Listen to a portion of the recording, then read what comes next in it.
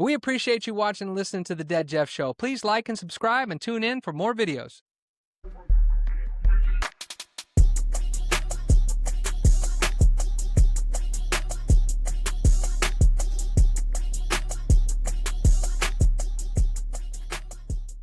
It's a great day to be alive on The Dead Jeff Show.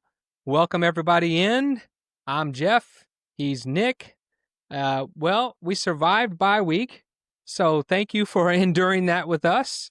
And man, what a crazy, crazy day in the NFL as been the last couple weeks. But Nick, we're in episode 7. How you feeling about it? Yeah, man, it's feeling good. Love the online interaction. Love that comment section, man. That comment section gets a little brutal, but I will say I love a good debate. So I'm actually enjoying it. Even the people really came for me on that Parker Doncic thing.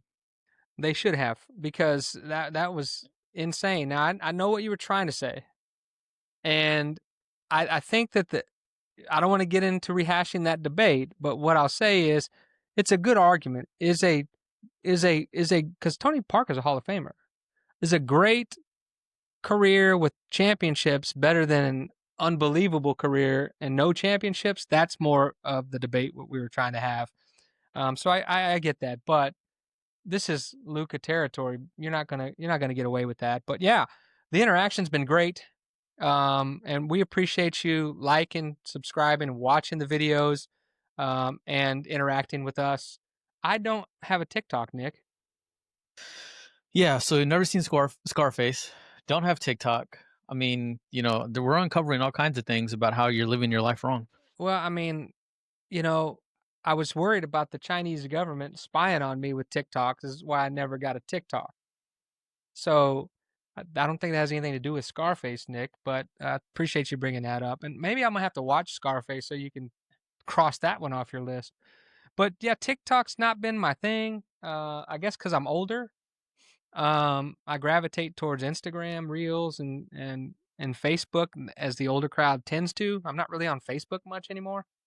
But I know the show has a TikTok page, and I know our videos are doing well on TikTok, but I've never seen them on TikTok. So if you're not on Instagram or whatever, I probably won't see it. So should I get a TikTok?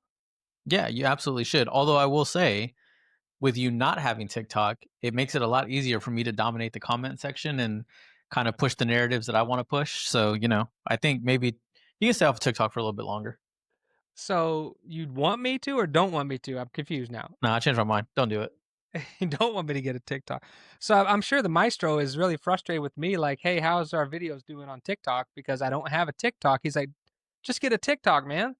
So maybe we'll put a poll up. Should Jeff get a TikTok? That should be in the What's Killing Jeff segment is TikTok. Just all social media. It sounds like you're trying to move away from it, not back toward it. I am distancing a little bit from social media because to me it's like it's redundant. I do the death scroll way too often, and I need to do more productive things with my time, like try to figure out why the Mavs are in a tailspin, and maybe I could spend more time thinking about that, and maybe I need to call up Nico and offer my services. Yeah, I don't think that's a guy that you want to be trying to get any kind of jobs from, because anyone that he hires is probably going to be gone with him by about the All-Star break. I will say it's taking the honor from my victory. We're not even a month into this thing yet, and I already feel like this is already over. This ain't even going to be close. Hey man, it's always darkest before the dawn. You haven't won anything yet. You haven't won anything yet. Although it does look bleak for me. But I'll tell you this. It's been fun to get on here, talk sports. We're having a good time. We've received a lot of positive feedback and some negative feedback, mainly about Nick, to be fair. Yeah, it's Dallas country. I expect it. I'll play the villain. I got no problem with that. I don't know if you're playing the villain. You might actually be villainous. If you're playing a guy that's playing another guy that looks like another guy, which guy are you playing? Is that a Scarface reference? Nah, that's Tropic Thunder. Oh, that's right. Tropic Thunder. Now, that was a little dicey there. I don't think so, but yeah, I understand why you say that. Yeah, I mean, could that work today? I think you know what? I think the way that he did it and the way that the movie, which was master. If you've never seen Tropic Thunder, that movie's hilarious. It's very funny. Watch it every time it comes on. But yeah, I think clearly the spirit I in want to watch which you tap dance around this. no, I think the spirit in which RDJ took it, right? And he's an Australian, which he's not, doing blackface. And the sentiment that he carries behind it, there's a great scene where, the actual black guy on the set uses the N-word and RDJ slaps him and is like, for 400 years, that word is kept. And so he just dives into it so great. I actually think he could get away with. They did a Tropic Thunder too. I think he'd be totally fine. Yeah, I think you're right. The way he pulled that off, but that's the territory I just wouldn't go to. But hey, that's me. I'm a little on the conservative side of things. But Now let's roll the dice. well, good luck with that. But Tropic Thunder, very funny movie. All right, so lots of crazy stuff happened yesterday in the NFL. Lots of unexpected things, which tends to happen 2 or 3 weeks out of the year. But we want to dive into some hot topic conversations for the Cowboys. And before we went to the bye, Cowboys made a splash. They made a big trade, which is also sort of mixed reviews on this trade. They brought in Quentin Williams. And the question I really want to ask you, Nick, is how do you feel like this Quentin Williams trade impacts Kenny Clark and maybe Osa Odigizua? Yeah, I think in the immediate, we talked about this before too. Nobody is saying that you're going to start three defensive tackles or have really at any point all three of them on the field at the same time. That likely won't happen. But what I mean, and I say likely because some goal line sets or whatever. I don't want to say it'll never happen, Right. but I think in the immediate it keeps them fresh. You've got three guys that all rank within the top 75 of PFF grades. Is not great, but it's certainly not terrible. And the immediate is probably that they're just a little fresher. The long term is really where it starts to get dicey. You've got just about 64 million tied up in these three guys next season. That's a big number for D tackles. Yeah, and just for the record, we're talking about Quentin Williams, Kenny Clark, Osa Odigizua. Those three guys, 64 million as things stands right now, without restructures, without cutting or trading somebody. That's right. That's what you have. Yep. And to me that's a big number. I don't want to dive super deep into the contract stuff, but if you look at 38.6 from CD Lamb, another 74 plus and change with Dak, you're talking about half your salary cap in 5 players next season. Clearly they will not do that. There will be some restructuring to your point and all those sort of things. Yeah. But regardless, having $64 million tied up in defensive tackles mean that you have to do something. Whereas if, the only guy you have an out on is Kenny Clark, Osa you can't get out of, and Quinnen you can't get out of. So we just made this trade for Micah to get Kenny Clark. Was part of what they said was it was a sticking point for the Cowboys to get back Kenny Clark, and I understand why. But if it's a 1-year rental, the parameters of that trade probably change just a little bit on how you feel about it. I think it's important to note what you just said is they got Kenny Clark back in the Micah trade, but remember what Jerry said. They actually asked about Quentin Williams before landing on Kenny Clark, and they were told, "Hey, we don't have the resources to trade for Micah." Maybe the Jets are rethinking that strategy because just a few months later, they trained everybody. But here's my take. I think some of us can dream of Kenny Clark and Quentin Williams being paired together. And the only argument that I've heard for that is, yeah, you could have those two play together and possibly move Osa Odigizua to defensive end, becoming a pass rusher. But he really hasn't played well since he signed the contract. So I'm not sure I'm in love with that theory. I think that the question is, I mean, if you're Kenny Clark and you go from Green Bay, who's everybody thinks is in the championship window, to Dallas, where it's been 30 years, we haven't had a championship window, but you get more visibility being a Cowboy, to now being out of both places possibly in just a blink of an eye. I think that's unfortunate for Kenny Clark, but I think it's more likely the outcome. I don't think after this year, unless they can cut him and bring him back at a cheaper price, something to that effect, that Kenny Clark will be on this team next year. And um, but you never do know because they've been trying to find defensive tackles forever, and maybe now that they have to, and let's not forget Solomon Thomas in this argument, who is really been your, now that Quinn is on the team, your second best defensive tackle. No, you're exactly right. And when I talked about we've said before, just in case you haven't followed along, we do take the PFF grades with a grain of salt. There's some of the way that that's scored is not my favorite thing in the world, but it's a great, we like to say it's the same wrong data for everybody. So it gives you a good starting point. And of the four of Thomas, Osa, Clark, and Williams, Solomon Thomas would actually be your second rated PFF graded interior defensive lineman. Um, Behind Quinnen. Behind Quinnen, that's right. Quinnen is top 10. He's number 7 right now. So you're exactly right. Solomon Thomas has been a great surprise for the Cowboys on the interior. Now, how much of the Kenny Clark Osa thing is not getting freights? Is it the fatigue? Is it play? Like, there's so much going on in that. So, what I think you may see also with Quinnen's addition is kind of now a little bit more of when I'm in the game, if I'm Osa or if I'm Kenny, I can go nonstop 100%. You might have see offenses try to go hurry up to keep them on the field. Quentin Williams is going to make you start thinking about a whole lot of different things. And that's why I say in the immediate, there could be some benefit here for that interior line unit. Yeah, I think, you know, when you say creativity, you don't think about the Dallas Cowboys too much when it comes to coaching and scheme and just coming up with these kinds of scenarios. But, and I'm not comparing Quentin Williams to Reggie White, but Reggie White at defensive end sometimes would move in and play defensive tackle. Um, could you envision them using Quentin Williams like a Reggie White type? Maybe. Again, I'm not saying Quentin Williams is Reggie White. Please don't come at me. I don't think he is, but he's capable of doing those types of things. And could you have flexibility with Osa also rushing the passer this year? Yes, but when it comes down to it, neither one of us think Kenny Clark is going to be on this team to no fault of his own. It's just a contract situation. It's they have an out to get out of Kenny Clark's contract after this season. They don't with Quinnen. They don't with Osa, which they're the ones who decided to pay Osa a little prematurely, I think. He did have a good season last year, but maybe they paid him a little too much money. But I think by default, that's the guy that ends up the odd man out next year if they can't find a creative way to use them all.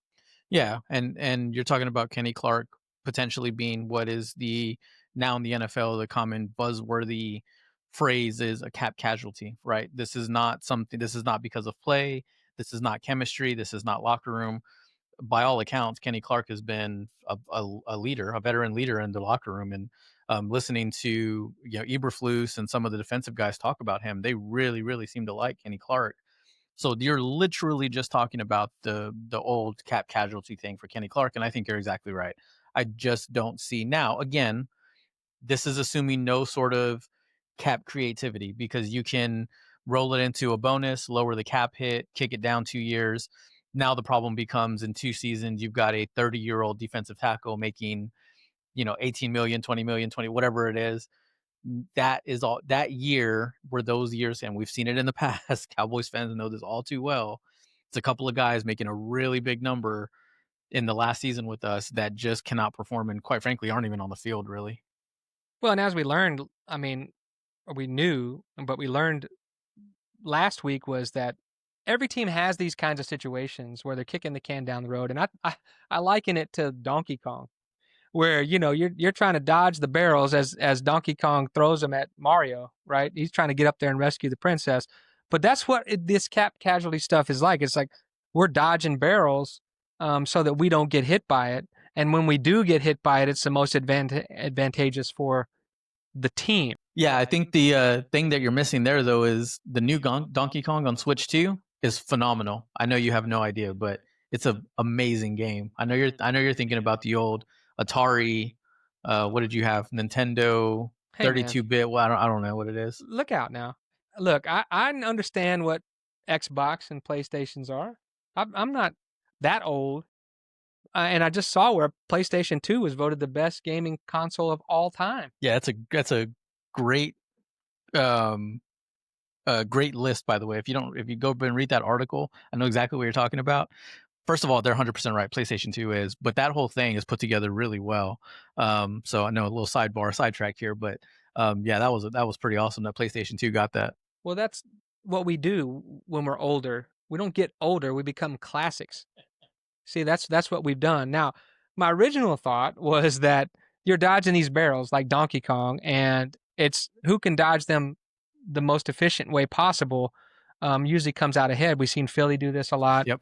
and I think the Cowboys have not been great at this. So I'm not really hopeful that they'll be great with this situation.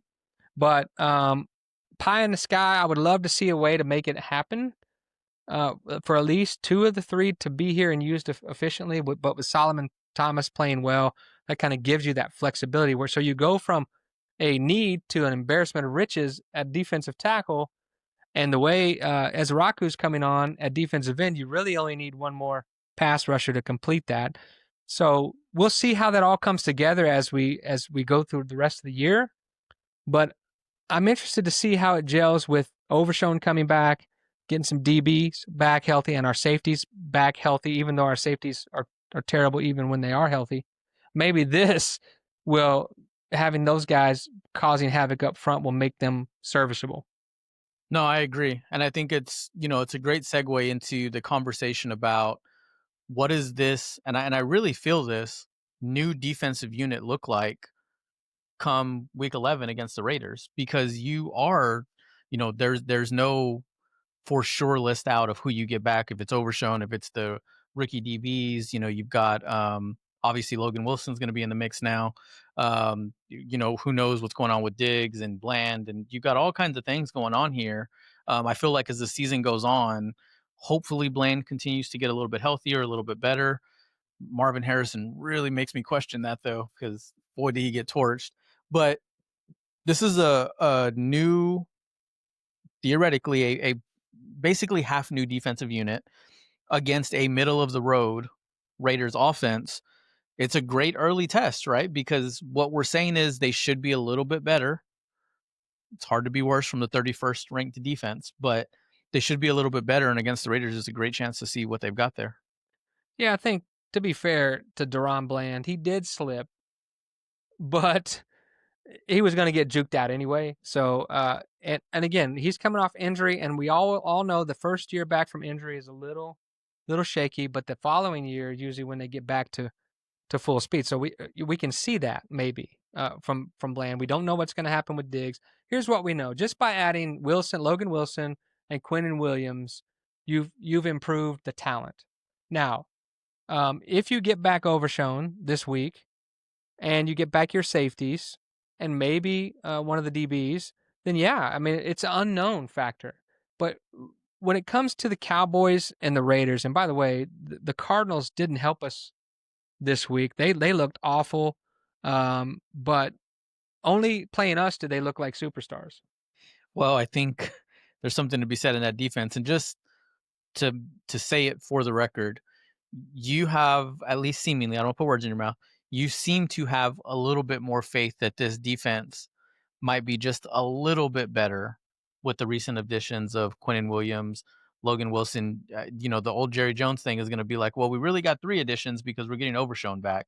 He'll look at that as, an acquisition, or he'll spin it that way, which, fair or unfair, it's true. Overshown, assuming health and that he's coming back even as a fraction of what he was, is going to be better than every linebacker you had going this season. So, uh, point being, I think you feel like the defense might be just a little. Well, good thing I have a microphone so you don't have to put words in my mouth. I can tell you, no, here's exactly how I feel about it. I think it couldn't be worse. So naturally, I feel like this is better. You're adding two much more talented players than you have with Logan Wilson and Quinnen Williams. If you get Overshown back, he's way more talented than James or Murray at linebacker.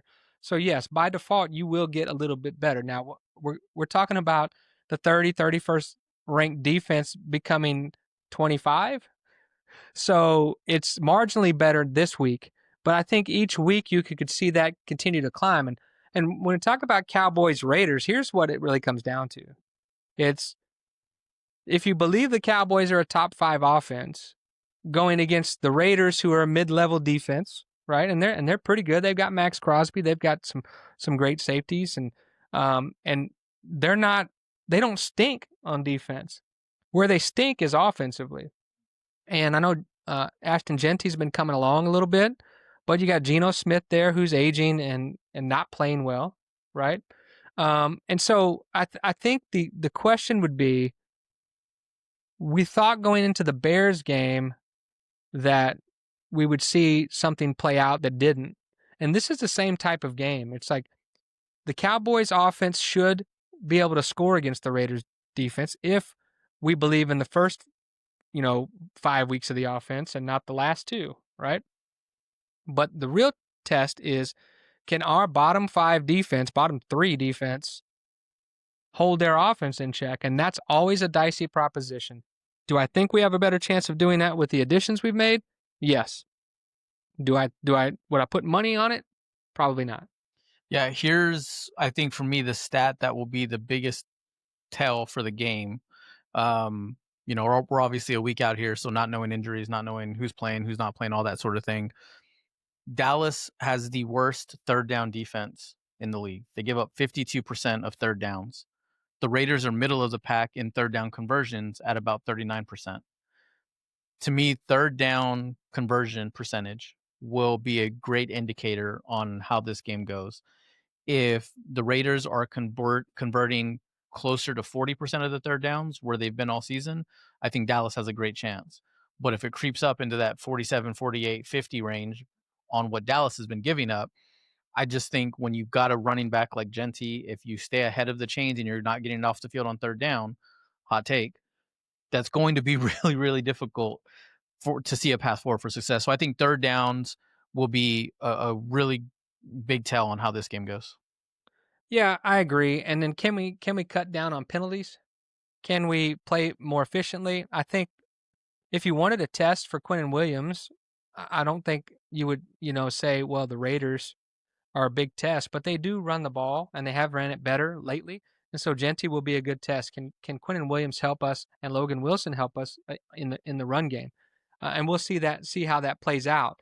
I think that a lot of people think Jerry Jones is the new Al Davis. But I have a different question for you about Jerry Jones. And this is a legitimate question. Do you think that Jerry Jones suffers from the Uncle Rico syndrome? So Uncle Rico being, we're talking Napoleon Dynamite is what we're talking here, right? Yeah, and this is not like a real medical condition, but this is what we're talking about. The Uncle Rico syndrome is kind of like a person's fixated on the past, the glory days, and it sort of seems to affect their future because they're staying in the past. Now, let me build my theory here. And this is why I asked the question. We saw in America's Team on Netflix, the gambler and his Cowboys, and don't you think he had something to do with that title? No one really came and said, well, he's the gambler and this is his Cowboys. That's a Jerry Jones. This must be the title, I'm sure. But if you go back to his Arkansas days, he was on the team. They won a national championship. Yep. But it always comes across like he wanted to be more a bigger part of things. Now, maybe listen, I don't have history on watching Jerry Jones film in college. Maybe he was awesome. But you kind of get the feeling from Jimmy talking that he's just, he was there and he contributed, but it wasn't like he's a reason they won the national championship. So you have a little bit of, man, if coach would have just put me in, right? Maybe that's coming from Arkansas. And then he talked about his whole life wanting to be in football, but he was in oil and gas, and he's a very smart businessman, which lends us to say, as an owner, Jerry Jones, Hall of Famer. Zero doubt. As a GM, he's terrible. Should have been fired multiple times over.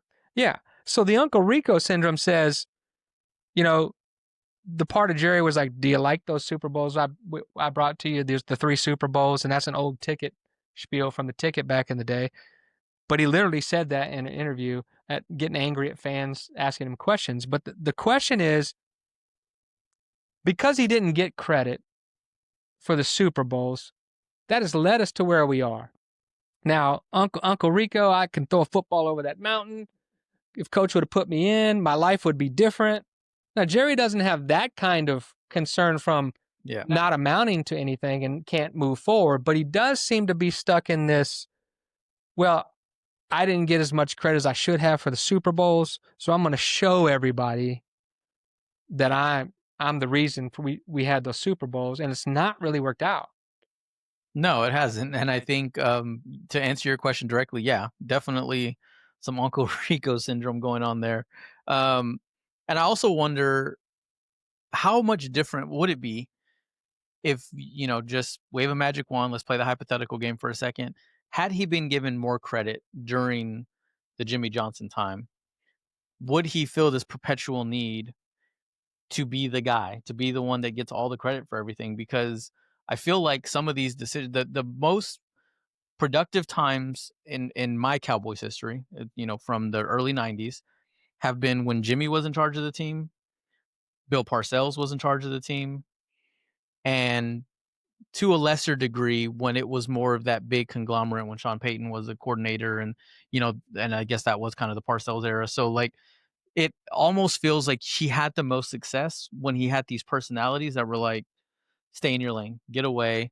Kind of like the Mavericks, right? Cuban finally gets out of the way, they win a championship, sort of thing. So I feel like, yes, definite Uncle Rico syndrome, but also because he wasn't given the credit, even more to the point, it kind of just created this perpetual need for it to be, I'm the reason we won these championships. And it feels like he needs that.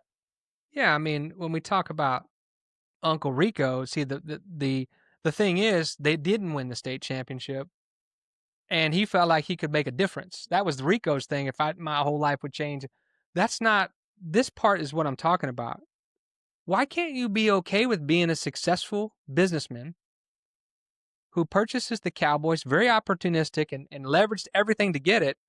Hall of Fame owner, the marketing, the business acumen that he brought to the NFL ownership, and the way he helped the NFL grow. Why isn't that enough? And it comes back to the disrespect. I want me some respect type attitude that's led us to where we are with him. I mean, and for me, that is definitely the Uncle Rico factor. And I know it's a fun thing, and we're having fun with it. But I think if I'm Jerry Jones, it should have been enough that I can be a Hall of Fame owner. Let me get a football guy in here, which I know it's not going to happen. So don't come at me and say, "Oh, that's a pipe dream. Give it up." But the thing is, if he'd have done that, then he could have even elevated himself as an owner for realizing that. But now here we're stuck in. You think that was Jimmy? Well, that was me. Give me my respect. This whole Netflix documentary, this whole thing we're doing now is him trying to prove himself as a football guy. Yeah, I watch the NFL religiously. I feel like I can hold my own when it comes to the NFL conversations. Exactly what you're talking about right now. I could I can probably, and maybe I can do more than I think I can do, but I can do like 10 to 12 NFL owners. Like first and last, not just the family names. We can do a lot of the family names, I think, but the actual owner, and the one that everyone will be able to immediately get, and what it sounds like exactly what you're talking about, is Robert Kraft. I don't need the glory. I don't need the recognition. Bill Belichick and Tom Brady are linked. You will not talk Patriots dynasties without thinking Brady and then Belichick. Robert Kraft is nowhere in that conversation, yet Robert Kraft is a household name because he doesn't need to be in that conversation. It's exactly what you're saying. If Jerry would have just taken that standpoint, and Troy Aikman has said this, first of all, him and Jimmy probably win at least another one, maybe even two or three. And we're not having this conversations 30 years later. We're really not. Well, that's it's not often you bring up brilliant points. So I got to give you credit for that. That's a great comparison by contrast, because Robert Kraft doesn't care about the respect. He's laughing all the way to the bank, and his franchise, think about what his franchise was worth when he bought it, right? And by the way, they're playing exceptionally well today, so that could be round 3 for them, right? Because they had two with Brady, two different dynasties, if you will. But just be a great owner. Just be a Hall of Fame owner, and let the football guys take care of football. Now, Um, that doesn't mean Kraft was perfect. It just means that he was intentional about what his role was, and that's the thing that Jerry has never been good at. He wants respect as a football guy, and for the last 30 years he's been searching and seeking for that, and it's led us to this Uncle Rico type reality that the Cowboy fans live in. And yeah, we could have won the championship if we had done this and that, but we don't believe anymore. I mean, you in Napoleon Dynamite, halfway through that movie, you're like, Uncle Rico is a clown. Yeah. A lot of people think Jerry is that. I don't. I think Jerry has gotten his respect as an owner and a smart businessman, and he deserves that. I think he should have stopped chasing this dream of being respected as an unbelievable football guy. Yeah, you're 100% right. I think that anytime you have to preface the conversation in general in life, there's probably an issue going on there. And for as long as I can remember, it's I have to preface, am I talking about Jerry Jones the owner, or am I talking about Jerry Jones the GM? You see it on all the sports shows, in every article you've ever read. Jerry Jones the owner is a trailblazer. He's transcendent. He helped propel the NFL to where it is today. Jerry Jones, the general manager, would have been fired by every single team in the NFL except for one, multiple different eras, right? Through multiple different quarterbacks, multiple different head coaches, defensive schemes, like everything. Like these teams have, you just mentioned it about the Patriots, distinct eras. Pre-Brady injury, post-Brady injury, post-Brady career, and now it looks like Drake May career. You're really talking about 3 or 4 different eras in there. And yet, Patriots fans never had to deal with any sort of really long, sustained, oh my God, 5 and 11 Quincy Carter years. Well, they did before Kraft was there and before Brady. Yeah, Bledsoe. Um, all going back to the Bears annihilating the Patriots in the Super Bowl in Super Bowl 20, I believe it was. So they've had their share of heartache, but nothing like where we have, where it's been this greatness and then this dramatic fall off, sustained greatness and dramatic fall off, and climbing that mountain ever since. So I just asked the question out there: do you think he suffers from the Uncle Rico syndrome? And what would you say? Yes? No? Absolutely. For me, it's a resounding yes. Yeah, I agree. So let us know in the comments what you think. Is Jerry Jones the new Uncle Rico? Now, listen, speaking of dramatic fall offs, um, I am not feeling confident at all with my Mavericks right now. Oh, let's get into it. I love Well, this. we're not going to get into that just yet, but I do have a real question for you about your San Antonio Spurs. Let's do it. What do you got? In all honesty, the start that they've had, are you a real believer in what this team can do? Like before the season, they were not projected to make the playoffs. If they were, as a play-in and barely getting in. But now we see they're a top 3 team in the conference, maybe in the NBA. Do you really believe what your eyes are seeing, or is it fool's gold? The Spurs start. God, such a good question. I mean, it really is because I think you're right. Preseason, and even if you go back and look at what I said, I thought 43 wins was what I was hoping for. 43 to 45 would have been a great year, and that would have been playing probably 9, 10 seed, get a couple wins, maybe backdoor in. I believe they are a contender. I don't think it's fool's gold, but I've seen a lot of people start to talk about championship contenders. That gives me a little pause um, because I heard this actually this morning on my way in. 9 of the players on the Spurs team currently have never been on a team in which they surpassed 35 wins. So for then your first season to really be a playoff team, even if they get one of the top 4 seeds and have home court, very, very few teams ever in their first real foray into the playoffs win a championship. It does seem like it's happening a little bit more recently, but I don't know that they are a legitimate championship contender as much as they are a great playoff team with the chance to make some noise.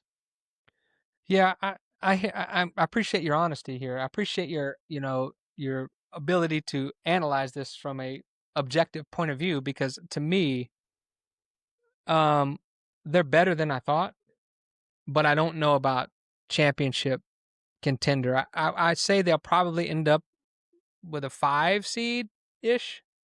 Maybe could get up to the 4 when it's all said and done, and that's if they stay healthy. Now, I watched the Spurs. Unfortunately, I have to because the Mavs, what they're putting out, is not watchable right now. But I've been watching the Spurs, and I see a team on the verge. I see it. I did not think this would happen this fast for them. And that's the thing I've been most impressed is, okay, Wemby started off dominating. Okay, then he dials it back a little bit. These other guys have stepped up.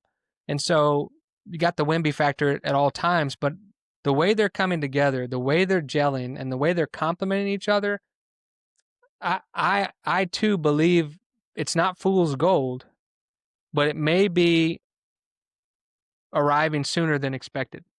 Yeah, you're exactly right, and I think that that assessment is, you know, you gave me you heaped a little praise my way. I'll go back objectively. I think that is a, from just a good solid basketball take. That makes a lot of sense. I also think when you look at, and especially when you listen to these guys talk, we talk a lot about the way Shotty sounds in his interviews and kind of how authentic he is and how genuine he is. When you listen to these Spurs guys talk, man, they seem to, now again, who knows if it's, I think it's genuine. You never really know, but they seem to really enjoy playing together. Kind of like the Detroit Lions teams where they suffered for so long, losing so much that now they're getting to experience some winning and what that means to that team. Their core, if you look at the core of what you expect to be the next 10 to 12 years of this team with Wemby, Sohan, Steph Castle, Dylan Harper, like that is a tremendous core group. They have the Hawks first rounder coming up. So as you just start to look at this, your point not, being made here, Dylan Harper, Steph Castle with Wemby look like just three potential superstars. My concern starts to become, can they keep them all together? Different conversation, but yeah, it's coming together way quicker. They're complementing each other tremendously well. The defensive tenacity is the thing that I know as everyone in San Antonio reveres Pop and loves Pop. They seem to be doing this with a defensive and rebound first mindset, which is just so awesome to see. Yeah, and I think if you look at best teams in the Western Conference right now, I think you got the Thunder and the Nuggets are there. And then who are you going to put ahead of the Spurs at this point? You got the Thunder and the Nuggets. You can make arguments there. Maybe Luca and the Lakers, but man, they just got rolled by the Hawks with everyone hurt on the Hawks. So I know it's one night and all that kind of stuff, but there's already talk like, oh, what are we going to do to make the team better? And for the Lakers, so the Rockets, you don't know what they're going to be. Timberwolves, and Warriors are sort of Jekyll and Hyde right now. So I think safely you could probably say they're the third best team in the Western Conference right now. Yeah, no, I think you're exactly right. They just played the Rockets, and I think the thing that I loved about that game more than anything, and I'm a big sucker for this kind of feeling. If you just block the score, if you never look at the score and you're just reading the game, and then you say, "Man, it feels like the Rockets should be winning by 15." Right? You just kind of get that sense as the game goes on. You understand tempo. People that have been around basketball for a long time understand that basketball is a game of runs. You just have to deal with that throughout the course of a game. And so if I'm just watching that game, it feels like, man, the Rockets are up 5 to 10 the whole game. That's what it felt like. And yet the Spurs are up 5 to 10 the whole game. And that's what we're seeing so frequently. And so some of these other teams in the West, the Thunder and the Nuggets, um, that first OKC San Antonio game is going to be wild. I think that is a circle your calendar kind of game. But yeah, I think Thunder Nuggets, I wouldn't argue. I don't see how you could. Gordon looks absolutely phenomenal right now, man. Love watching his game and just how much his game has evolved over the years. I thought they were a little silly to get rid of Porter, but I understand why they did it now because man, Gordon looks great. And then OKC, it's as objectively as possible, they look every bit like a defending national defending NBA champion. So yeah, I'll give you those two, but I agree with you. After that, I would not put maybe a little bit of homerism in here, but I wouldn't give you another team in the West before I'd give you the Spurs. Yeah, and I think that unfortunately for us Mavs fans is we're not close to the top of the standings. We're all the way next to last in the standings. In the West or in the league? In the West, Okay. we're 3-7. Take it easy. And this is the problem with overreacting to 10-game stretches.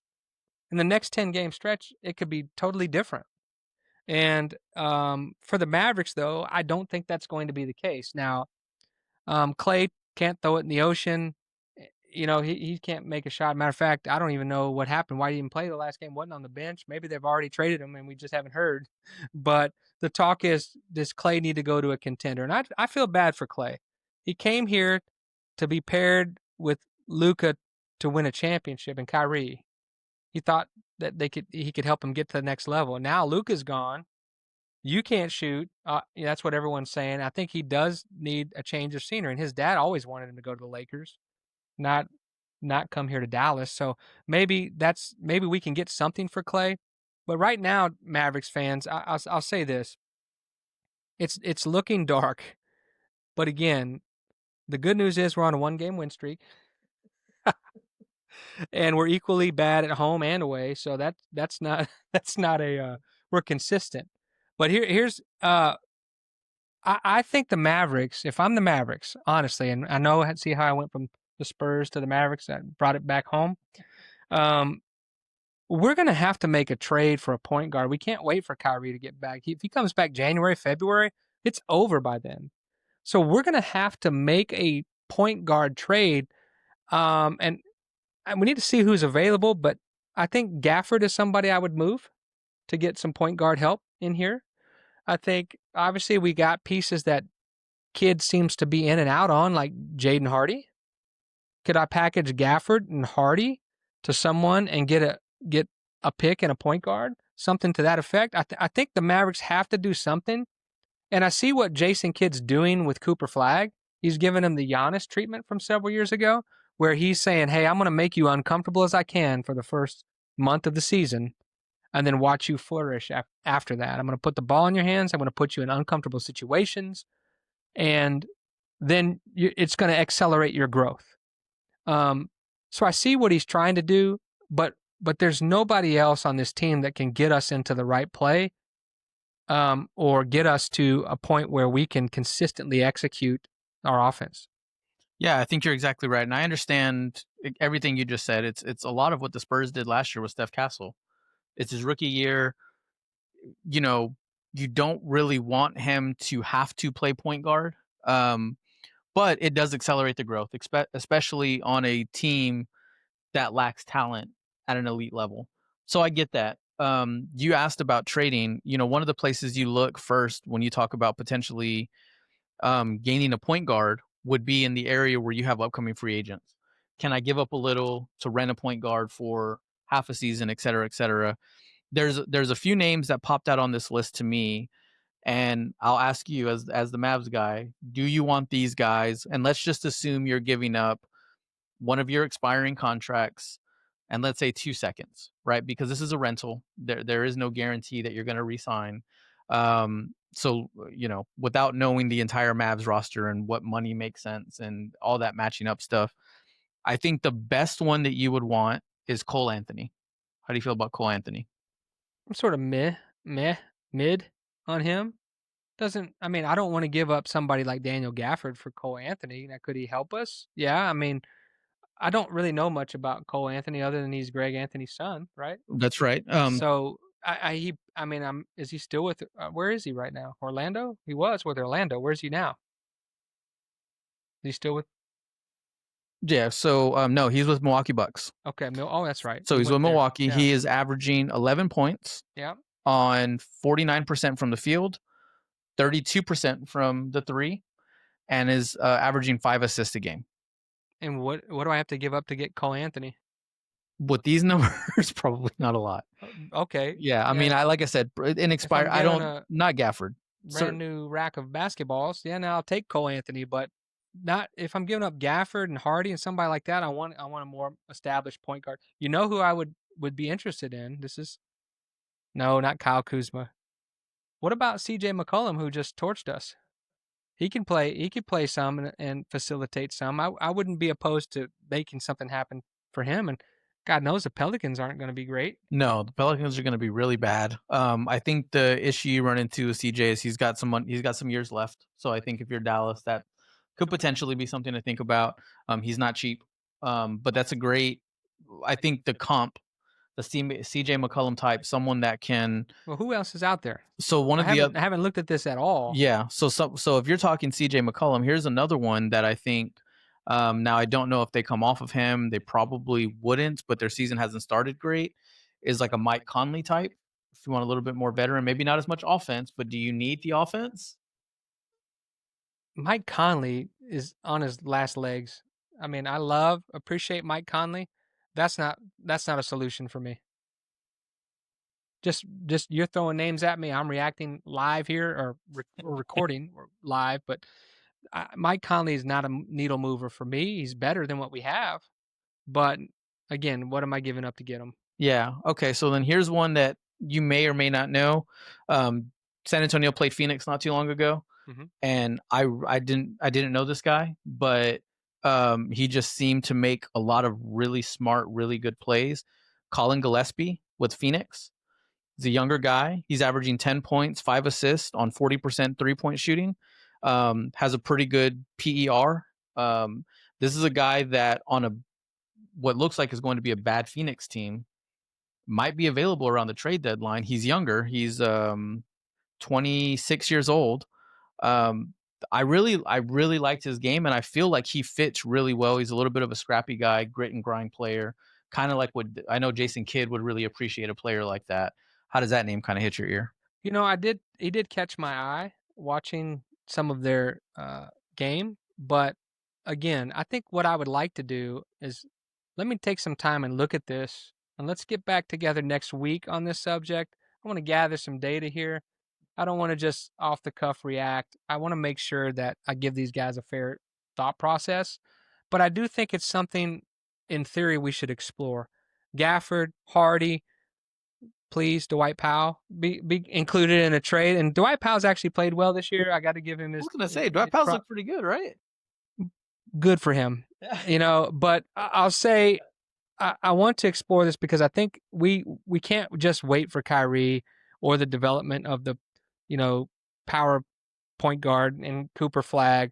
I just think that they need to explore something like this. But who has confidence that Nico can find a good trade like that?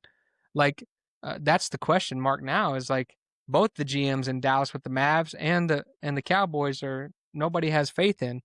So if we can we save that for next week? Because I really want to make an educated move on this, not just react. Yeah, I like that. I think just one thing you said there is I don't know, there's a lot of armchair GMs. There's a lot of armchair, guys that know how to run these teams better, the water cooler type talk. I think there's probably 4 million people in Dallas that could be a better GM than Nico, and it starts with don't trade Luka Doncic for nothing. So yeah, I would be shocked, just like we've talked about Matt Eberflus, with the way some of these things have gone, and if the Mavericks season continues to look like it does, if Kyrie comes back and there's no sense in Kyrie coming back because the season's already over at that point, Nico might be out of there. I think he should be. I mean, he's hanging on by the skin of his teeth right now. And again, you talk about on paper a lot. You could make this tiny little bit of sense in his thinking, but seeing it all together with what they've done, it just doesn't work. And you know, we did the preview show, and we talked about having these players and having some redundancy behind them, so you don't lose much.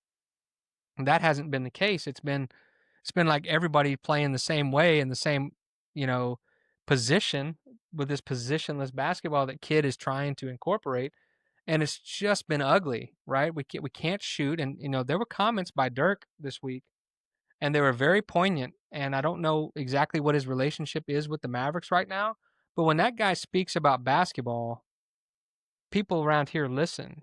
And he said it's been tough to watch. We can't make plays and we can't shoot.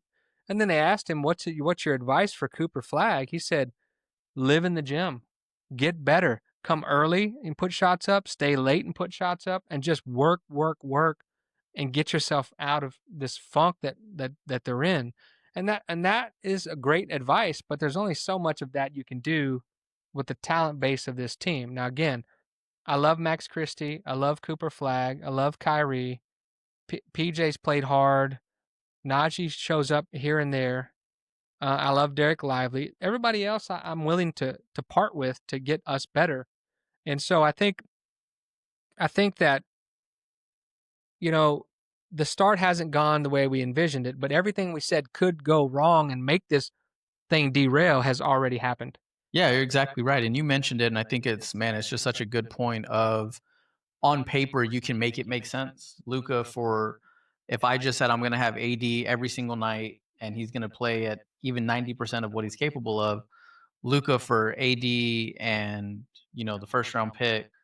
Am I missing a piece in there, or was it just that was Christie, Max Max Christie, Christie? That's right. So yeah, still not enough, still guys. not enough, right? But on paper, if I'm just gonna look at that, yes, it's not enough. And we were talking about Fat Luca, kind of like fat Elvis. This was Fat Luca we traded, and they got skinny Luca, skinny Elvis, which everyone knows skinny Elvis was better than Fat Elvis. If you don't, Google it. Just the music and the way he delivered everything. But I noticed Luca's starting to get to Mavericks doughiness. But I don't want to sidetrack you. But yes, on paper, little tiny bit. Yeah, and I think if you make that move, like, and it's kind of the Quentin Williams thing, it's the Luca thing. On paper, you can evaluate these things. It's not until years later that you can really decide was that a good move? Because I'll tell you, as a Spurs fan, there's two trades in recent memory that really, really hurt a lot of Spurs fans. It was a Derek White move and it was a DeJounte Murray move. Both of those moves really, really hurt Spurs fans because those guys are the kind of quintessential Spurs players. Mm-hmm. Tough guys, play defense first. They continued to get better as they were with us. And yet, when you look at it now, they got 3 first rounders for DeJounte. They're not even done collecting on DeJounte Murray trade. But now you're making the Luca trade worse because you got 3 first rounds for him, and we got a broken down AD, a pick, and Max Christie, who is a good, serviceable player. That's not enough for a guy like Luka Doncic. And they knew it because they made the trade, like I said before, like a thief in the night. No, it's clock turns midnight. Let's make the trade. Nobody will know. And when my son sent it, I was like, stop messing around. They did not do that. And originally I could say, oh, I can make sense because Luka, and this is a topic for us, maybe next week. Who's the biggest crybaby ever, Tim Duncan or Luka Doncic? Wait, But yeah, you need to put some respect on the OG's name, man. I'm just saying it.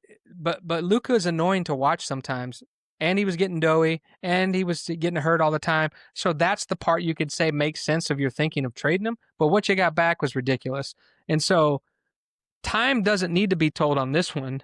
It's awful, and you know, and I don't think Murray and your boy Derek White, even though he went on to win a championship with the Celtics, I don't think that carries the weight of a Luka.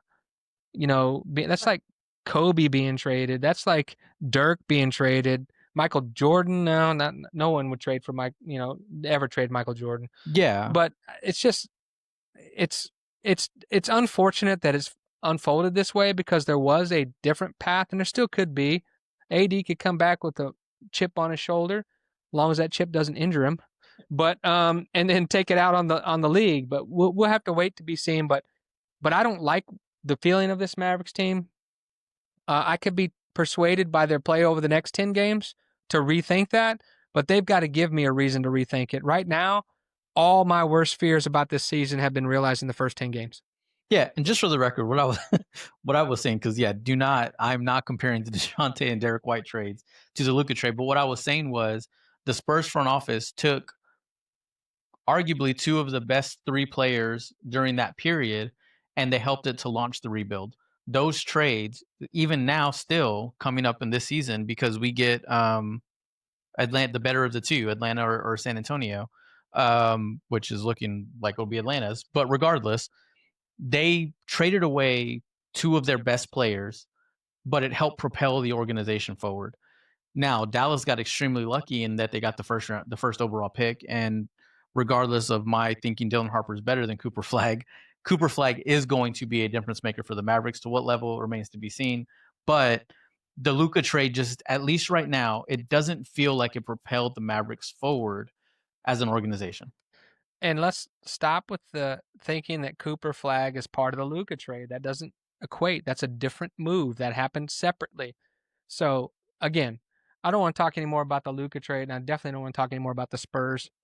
Okay, so let me ask you this question. So who? And this is my last question about NBA for this week. What's going on in the East? Who do you think in the first 10 games has been really impressive out in the Eastern Conference? Well, before Josh Giddey got injured by one of the nastiest crosses I've ever seen in my life, Chicago had really surprised me. Chicago was looking really, really good. I watched a couple of their games, and man, they just fly around the ball. They're a lot of fun to watch. So I know Giddey's been a big part of that. Now, how much does his looks like he's going to be out for a couple of weeks with the ankle, but how much does that impact them? But I would say right now the surprise slash upper echelon East team for me would be Chicago. Well, interesting you brought up Josh Giddey because at Oklahoma City he was like terrible. They were like he didn't fit in with that team or something. Something was off, and then he goes to Chicago and revives his career. For me, I think that you got about 6 or 7 teams that are right there. And right now, the Pistons are at the top of the standings, which is a little bit of a mirage, I think. But you got the Cavaliers and the Knicks, who are supposed to be good, and they are off to a decent start. And then you got the Bulls and the Bucks and the 76ers and Heat all right there jumbled together. If you tell me, hey, you got to make a decision who's the best team, I'd probably go Cavaliers or Knicks. But Knicks are goofy. You don't never know what's going to happen with them. It's kind of like the Cowboys of the NBA. And so I would say that. I would say I don't love anybody in the East. I love OKC in Denver in the West. Um, but I was just curious about the Eastern Conference because it's such a hodgepodge and everyone's sort of melded together. Yeah, it kind of reminds me of that kind of early 2000s Shaq, Kobe slash Duncan, where it's just everything was in the West, Portland and Sacramento, and all those teams, even the Baron Davis Golden State Warrior. Like there were so many teams in the West back then where it was like you can make an argument that 6 of the 8 best teams in the NBA were in the West. Yeah. And it definitely feels like that right now. It feels like there's some teams that seem interesting. I think the Sixers are a really interesting team with Maxey and Edgecombe. If Embiid can give them anything, the Sixers seem like a really interesting team to Yeah. watch out for. But I And agree. they have been for the last 2 or 3 years, but can they break through this year? Yeah, for sure. And I think, I think it's very much West heavy. I agree with you on the Knicks. Certainly with y'all's boy Jalen Brunson, little Mavericks throwback again, little Jalen Let's Brunson. let's not bring that up. Yeah, it's just Just let them walk away for nothing, guys. that no too soon. Okay, we'll move on. But yeah, no, Knicks, Cleveland. You put Jalen Brunson on this current team, and we got something. And of course, they didn't have a plan, so it's not like the maestro saying if you knew you were trading Luca, you could keep Jalen. I think I think Jalen was cashing out. Oh Him and yeah, his dad were yep. headed to New York anyway. But imagine Jalen on this team with AD and Kyrie and Cooper and all those guys. Anyway, we can dream. Yeah. But you know what? Here's what I'm in the mood for. I need to know if Nick's picks kept his streak going, man. I give me some Knicks picks, Maestro.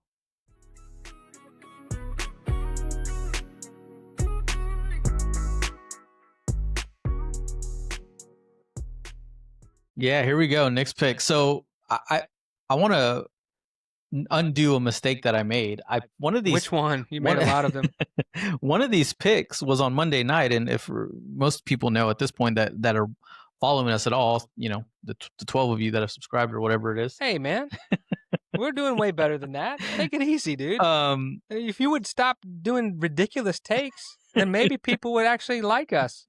um, You were supposed to be suspended for this week for that take you made on Luca and Tony Parker. yeah, let's not bring that back up. That was a brutal few days in the comment section for me. But one of the games that I picked was for tonight. It's the Eagles and the Packers. So far, I am 2-1. That makes me 10-5 overall. I am sad to report that this is the first week that the upset special did not hit because Aaron Rodgers decided that he just going to forget how to play football and just look absolutely terrible last night. He did look bad, but I felt bad for Aaron because was there any receivers open? Was was his line blocking anybody? There's plenty of blame to go around, and I would love to heap coal on the burning heads of the Steelers, being a Cowboys fan. So, hey, take that, Steeler fans. You get a little bit of pain this year. How about that? You're not sure what you're going to get with Aaron Rodgers, and everybody knew that start wasn't legit anyway. But you picked him. Yeah, yeah, exactly. And you can even see, and I love this too. In the post game presser, I was watching Mike Tomlin, and they asked him about the offensive performance and the way Aaron Rodgers was playing, and he looked like he wanted no part of having to critique Aaron Rodgers' game. Just the amount of power that and look, Aaron Rodgers in his prime and for a long time was an elite quarterback of the highest stature. Cowboys fans, Lord, do we know it? He tortured us forever. But he's not that anymore, and yet he still seems to carry a whole lot of power because Tomlin is not someone that you would ever call shy in terms of speaking his mind. And man, he wanted no part of that conversation. So we'll just add a little more onto that whole, at least a week because the Steelers are so week to week of just terrible, terrible Steelers play. However, the game did cover the under like I thought it would. And in all time good beat history, the Houston Texans were -1. They were up 1, so we were looking at a push, and then we get the end of the game pointless scoop and score. I think it was technically a fumble. So we get the end of the game scoop and score to cover the spread. So you got lucky, is what you're saying. It seems to happen to me a lot. Is there something about being lucky over and over and over again where it's not just luck anymore? Now you're not lucky, you're arrogant. So you need to chill a little bit with that, because don't make me humble you right here on the air here. 10-5. Here we go. So I do like the pick with the Eagles. Now I will say we talked about this because we make those picks early in the week last week. It was 2.5. It was the Eagles plus 2.5. So if you took that bet then, you got 1.5 because it's all the way down to Eagles +1. So, and we talked about this early on. A lot of times that action comes in, and then that late action, usually same day, usually a few hours before the game, will have one way or the other, will really move that line. And so the Eagles clearly getting a lot of action to the point that the spread has come all the way down to 1. Well, who do you got for this week? Coming up in Nick's picks, who do you got? Yeah, so coming up this week, we like in one of the games of the week also, Tampa Bay Buccaneers and Buffalo Bills. We like the over here. Now it's a big over. It's 50 points. That I don't love. Usually I just like to stay away from those. This feels like one of those games where it's the last team with the ball wins. These are two teams that probably didn't perform the way that they would have loved to this week. You love kind of the revenge game sort of concept, especially with good football teams. So I think Buffalo Tampa is prime for a over 50 type game. So that's the first pick. Buffalo and Tampa over 50. Game number 2 in the I hate Joe Flacco theme that we've had here. Why do you do this to yourself every week? Give me the Pittsburgh Steelers to cover 5.5 against the Cincinnati Bengals. Wait a minute. You just got done trashing Aaron Rodgers and the Steelers. So you hate Joe Flacco that much? Yeah, I really do. Way even worse. And here's the other thing, just like I talked about with the revenge game factor, Pittsburgh getting 5.5 against just the only defense that's worse than the Cowboys defense in Pittsburgh seems criminal to me. Like, this number is going to probably end at 7.5, 8 points. So Pittsburgh minus 5.5 against Cincy. In the upset special of the week, Chicago going to Minnesota to win that game on the money line. They're plus 142 right now. Chicago riding a crazy win streak. It looks like the Ben Johnson magic is just alive and well. I mean, they just find ways. Coming around. They just find ways. And that offense, if you look at total offense, which there's a big, do you look at yards? Do you look at scoring? Like what actually constitutes a top offense? Regardless of your feeling, Chicago has a top 5 total offense. And I don't think that's a surprise. It's largely the same team as they had last year. The main difference is Ben Johnson is there now. So I actually really love this game. I'm pretty confident on Chicago to take. Wait, you forgot to mention who wasn't there anymore. Who is that? You know who he is. I mean, I feel like we trash the guy so much, but so is Ben Johnson that much better than Matt Eberflus? Is that what you're saying? he's probably even better than what this is showing. But yes, I agree. I do think that Ben Johnson is that much better than Matt Eberflus. I agree too. And then my last pick for next week in another really, really great game, Kansas City Chiefs against the Denver Broncos. It's in Denver, and Denver is currently a 4-point dog. I will take Denver to cover +4. That seems like... So basically, if you get 3 points for being home, they think the Chiefs are going to win by touchdown. Yeah, and I think this is kind of, again, just that the Chiefs are better than what their record says they are, and I know a lot of people agree with that.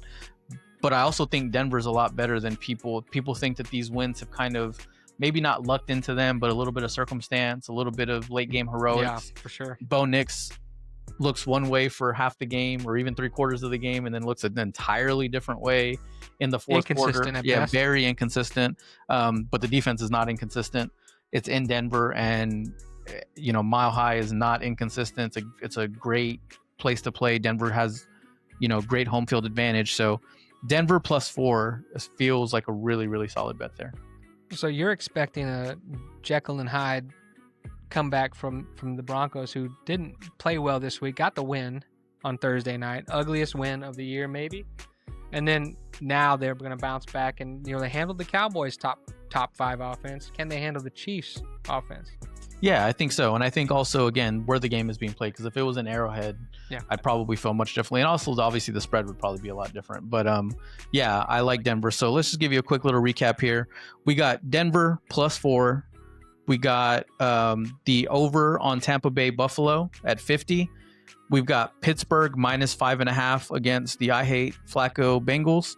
And then we got Chicago on the upset special to beat Minnesota in Minnesota.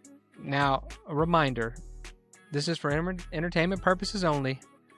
If you've been making wagers on Nick's picks, you'd probably be up for the year, depending on how you weight it. But just for entertainment purposes only.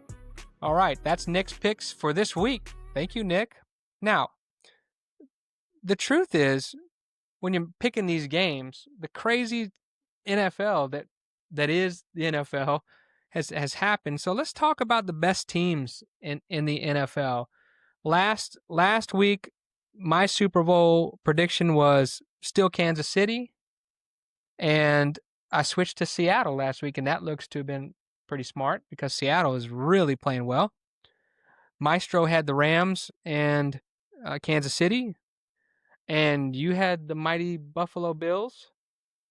And who did you have in the NFC? You had Detroit? Yeah, Nope. that's right. Detroit kept Lions. Detroit? That's right. Okay, Detroit bounced back. They really remembered that Jamar Gibbs was on the team, and he went off, and Jameson Williams, he went off. So who do you got this week, Nick? Yeah, so in the NFC, Detroit did bounce back really well. Obviously, the Eagles haven't played yet this week. The Buccaneers are another team that had looked good, but I'm gonna stick with Detroit. And I think my main reason is, and I talked about this a little bit earlier, I think teams that have kind of battle tested together, especially when you've gone through it once or twice, are the teams that I feel like start to be able to turn that corner, especially, when it gets cold. I think Detroit's game travels very, very well. Yes, they're relying on Gibbs, but don't forget about Montgomery, because that is very much, so many teams make the mistake of having two, and it's like, oh, we only need one. They've done a great job about keeping both of them. They seem to really enjoy playing with each other. So I'm still going to stick with the Lions in the NFC. And in the AFC, it's getting really, really hard to continue to defend the Bills because they got some bad losses. Patriots are on the come up, as I said last week, and they're in first place now in that division. Patriots. And not only in first place, but man, Drake May just looks every bit the part. What a great, great season he's having so far. The Is that pay thanks to Josh McDaniel being back in the offensive coordinator fold? I really this is probably a separate conversation, but I really wish some of these guys that are just great, great coordinators would just stay coordinators. There's some guys that, you know, They're better number twos than number ones. 100%, and there's nothing wrong with that, man. Like Josh McDaniel seems to be a fantastic offensive coordinator. He seems to be an absolutely terrible head coach. I Yeah. mean, sometimes that's just the way it works. And But it's like Steve Spagnuolo for the yeah, Chiefs. right. Terrible coach, head coach, but great defensive coordinator. I don't know what category you put Eberflus in. Come on. We're having good coaching discussions here. He doesn't fit in this discussion. Yeah, no, I agree. So here's what I'll say. For the first time this season, atop my AFC rankings is Indiana Jones and the Indianapolis Colts. Wow. Yeah, Okay. They struggled to get the win against Atlanta over in Berlin, but they pulled it out. Okay, so you've got Detroit and Indy. that's right. It's an all Midwest Super Bowl. All Midwest Super Bowl, one of the lowest ratings ever. Okay, I'm going to start in the AFC because it is really kind of hard to know what's going to happen. We talked about the demise of the Steelers and maybe actually predicted it before, but now the Ravens are back in the mix because the Steelers can't take care of business, and I think that's hilarious for all my Steeler fans out there. Shout out to Pelletier, shout out to Alan Crowder. Um, and so the Ravens are nipping at their heels now. For me, last week, I had um, I just had a brain meltdown. Who did I have? Chiefs. I think the Chiefs on the eye test are still one of the best teams. They've got two teams in front of them. The Chargers, thanks to the Steelers, moved ahead of them or stayed ahead of them. And so for me, the Patriots look really fantastic right now. They've won 7 in a row, and so it's hard not to go with them. If you ask me my top team, I'm probably gonna stick with the Chiefs begrudgingly, with my eye on the Patriots, who I've always hated. But I can't deny how well they're playing. And then the Colts would be in that mix too. Those top three teams, and then you don't really know what you're going to get from you know Broncos, Chargers. I don't trust them. So I would say my top three would be Chiefs, Patriots, and Colts. And then the Bills probably fourth because I just I don't know, something doesn't seem right. The up and down uh, Bills. It's their defense, obviously, but Josh Allen didn't play well yesterday. And they didn't. I just they got one dimensional, and so I'm not convinced there. So that would be my top four, with the Patriots coming on strong, making me second guess my Chiefs pick. In the NFC, I think it's pretty clear who the best team is right now, and I want to say, and we'll know next week. Seattle plays the Rams coming up, so I'm gonna stick with Seattle. Um, Other honorable mentions are the Eagles, Packers, Lions, and Rams.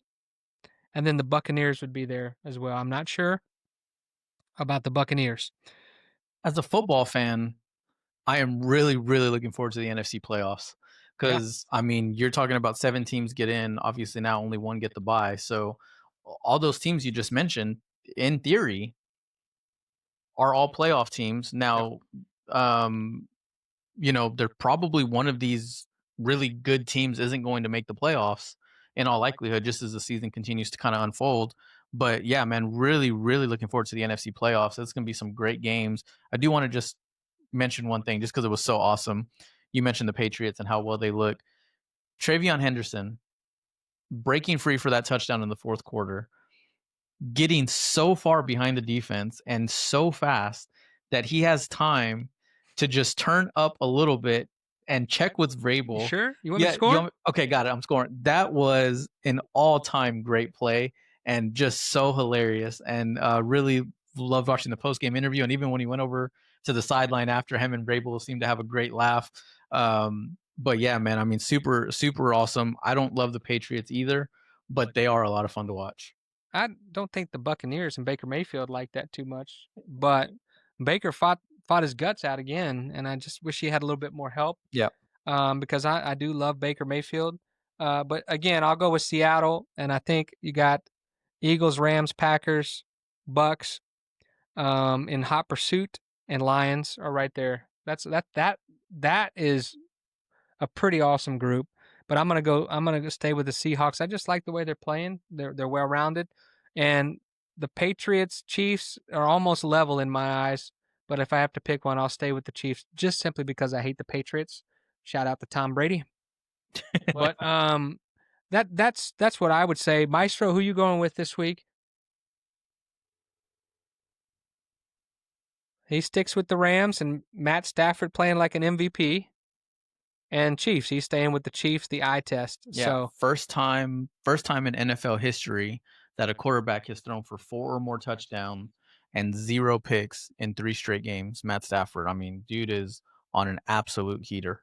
yeah, and you know,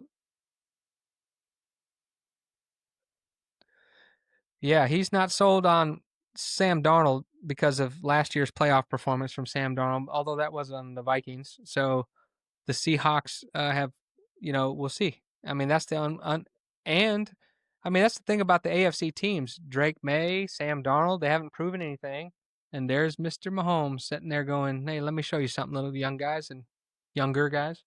Yeah, for So sure. And Darnold and Stafford, just to put a little bow on that particular conversation, at least right now, Darnold won, Stafford 2 PFF for a season so far for quarterbacks. So we both got to playing come really up with a well. new phrase. We put a bow on a lot of things. All right. But it is Christmas time, so Yeah. maybe we should be putting bows on things. But if you listen back to our podcast, we say to put a bow on this, to put a bow on that. I think we should stop with the bow talk. You got a problem with presents, man? Maybe that's what's killing Jeff. Maybe because you're being a little Christmas No, Scrooge right now. I don't have a problem with presents or Sounds like that. Christmas. I have a problem with us repeating. Let's put a bow on it. Let's put a bow on it. And other things that I say that I've picked up on is what I will say or listen. I do that a lot. So I don't know if you picked up on things that you'd say a lot, but Yeah, I say yup a lot. and a lot of dumb stuff. I mean, depends on if you consider Spurs, all these great Spurs takes is dumb. Yeah. I guess if you're a Mavericks fan, it probably is. Coming next week, who's the biggest crybaby, Luca or Tim Duncan? All right, because Tim Duncan was the one who started it all. But for right now, let's get into what's killing Jeff. Play the music, Maestro.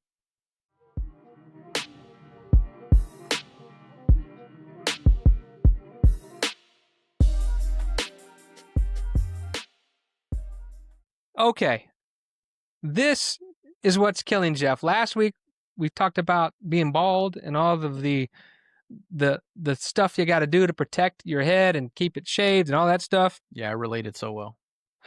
Man, Nick is killing Jeff. That's what's killing Jeff is Nick and his swarmy cockiness. Hey, you know what? One day you're gonna go bald. You probably won't, but I don't think so. that's what we should have made the wager instead of your Tom Selleck, welcome back Cotter mustache. We should have shaved your head. But here's what's killing Jeff this week. Streaming services and the amount of streaming services you have to watch all the NFL games and all the NBA games. First off, as a Mavericks fan, I got to watch Mavs TV. It's I don't have KFAA or the sister station that they put the games on because I know I'm on YouTube TV and a bunch of other streaming services, but now all the Disney and YouTube are having a fight. Now it's even more stuff you got to stream. You got to have the ESPN app. You got to have Prime. You got to have Netflix for the Christmas games and whatever, Thanksgiving. You got to have all of these streaming services. I think I saw somewhere how much it all cost if you want to watch every NFL game, let alone the NBA games. But it's rough out here. These times are hard, man. Hard times, Dusty Roads, I can't do Dusty Roads, so that's why I didn't do the list. But it's hard times. Can do Dusty. I don't want to do it. It sounds stupid. So I know my limits, Nick. You should check into that. Here's what I'll say is you see, there it was again. Here's what I'll say. That's one of my crutches. Um, I think that it's hard to earn money out there these days, and that's a lot of money you have to spend to just be able to watch these games. And these guys know what they're doing. I mean, to me, it's like, let's all get on one service and let's charge one amount for it. It's like, I want to turn my TV on and everything's right there. And look, I know some of you techie people out there, well, you can set it with this if you just do this and do that and it's a flux capacitor and do all this other stuff. You can have it all on Apple TV or all on your YouTube TV and all. No, man, it's too complicated. Let's simplify the streaming services situation. How about NFL? You just put out a streaming service to where I can watch any game I want, right? Just pay this amount. Not, oh, you got to have Sunday ticket. You got to get YouTube TV. Oh, Thursday night games, you got to have Prime. Oh, by the way, so far, every Thursday night game has sucked as far as the quality of football. So it's like, what are we doing here? So now you've seen these commercials, and this is not a sponsor, so don't, rocket money, where I don't even know who I'm subscribed to at this point. It's like, you've got 35 subscriptions, and it's just out of control. So what's killing me? I mean, are you with me on this? Oh, absolutely. And I just had a quick little Google here. 1,800, if let's just assume you want to watch every game. I'm talking Sunday NFL ticket, everything you mentioned, and I'm talking the full package. A little over $1,800 for the NFL alone. And then if you want to do the NBA also with your local team, because if you get the Prime deal, if you do the League Pass, they block you Can't out get the local of team. your local game. So if you do the local team plus Prime, now you're well over $2,000 for the NFL and NBA season. I'm 100% with you. We talked, whenever the cord cutting movement started way back when, we were paying, depending on who you were, $200 a month for your cable that came with a lot of this stuff. And everyone talks about, well, we got a cord cut, we got to save money, how's that working out for you now? Because We're not it's saving money cord cutting. I mean, unless you can be really disciplined and say, well, I don't need that in my life and I don't need that in my life. But if you're sports fans, you're like, no, I got to have that in my life. I don't watch any other live TV other than, Young and the Restless. We're going to get to soap opera talk yet? No? Is it this week? no. No? Let's Uh, kick it down the road. okay. WWE. I watch WWE, which now I have to have Netflix. And so it's just killing a common man like myself. Yeah, I'm 100% with you. I got the Dusty Rhodes reference. Son of a plumber, I like it. But yeah, it is brutal. And again, it's just like you said before, man, it's knowing what all these different streaming services are, your logins, I'm on my phone, I'm on my TV. It's insane. Yeah, and for me, I need to simplify, and I don't even know. I've got to do a better job of even knowing what I'm paying and what I might be paying for two memberships and not even know it. Maybe I need to call Rocket Money if they want to sponsor me. Because it's just crazy. It's absurd, and I don't like the ads. So of course this might maybe sound high tone. I pay for the ad free versions of most of these apps Look because at I you living just high scale. I'm watching commercials. well tell me if you see the Berkey's commercial on because I. Yeah, I gotta hear steak nuggets my show just shouted, I gotta listen about the steak nuggets every friggin' 6 minutes with these ads. I only seem to see that commercial on the live streams when we try to go live. It was steak nuggets in the middle of a play on a Monday night football game. Yeah, I remember It's it. like, what is happening right now? So listen, streaming services and the sports leagues, they're killing me right now. I want to watch my favorite teams on TV. Stop taking all my money, please. And let me, for the love of God, watch the Mavericks without having to go to Apple TV to stream it on Mavs TV. So that's what's killing Jeff this week. Thank you for letting me get it out off my chest. I can breathe. I can breathe now. I feel better. Are you about to put a bow on the episode? Man, I'm going to put a bow on your podcasting career. One more bad take and you're out. All right, that's going to wrap it up for episode 7 of The Dead Jeff Show. And if you don't remember why it's called The Dead Jeff Show, this is a bucket list item. We're doing things that are literally checking off my bucket list that I wanted to do before I was dead. So that's why it's The Dead Jeff Show. Thank you for listening. Exciting tease for next week. We've got Who's the biggest crybaby? Luka Doncic or Tim Duncan? We're going to get Nick's take on Victor Newman and Young and the Restless. And we might even talk some WWE. Of course, I'm just messing around. Thank you for being a part of this one. That's a shout out to Dale Hansen. And we'll see you next time. Peace.